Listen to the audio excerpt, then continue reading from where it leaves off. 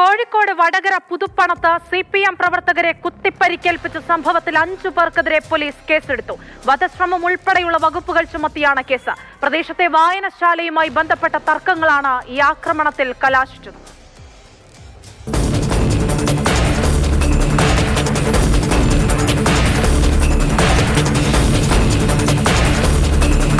പുതുപ്പണം വെളുത്തമലയിലുള്ള വായനശാല പൊളിച്ചു മാറ്റണമെന്ന് പ്രദേശത്തെ ചിലർ.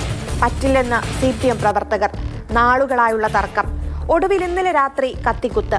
CPM Veluthamala south branch secretary Praveen, local committee അംഗവും വടകര നഗരസഭാ കൗൺസിലറുമായ ഹരിദാസൻ, ബിബേഷ് എന്നിവർക്കാണ് കുത്തേറ്റത്.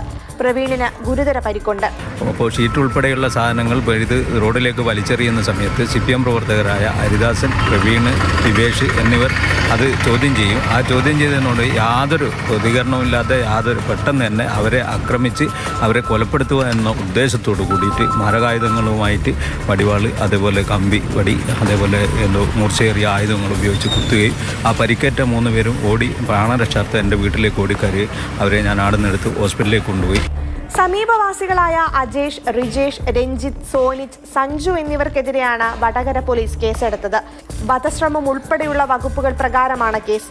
വായനശാല നിലനിർത്തുന്നതിനുള്ള വൈരാഗ്യമാണ് ആക്രമണത്തിന് കാരണമെന്ന് പോലീസ് FIRൽ പറയുന്നു. പ്രതികൾ ഒളിവിലാണെന്നും പോലീസ് വ്യക്തമാക്കി.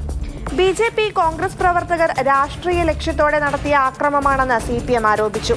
ആക്രമണത്തിൽ പ്രതിഷേധിച്ച് CPM പുതുപ്പണത്ത് ഹർത്താൽ ആചരിച്ചു.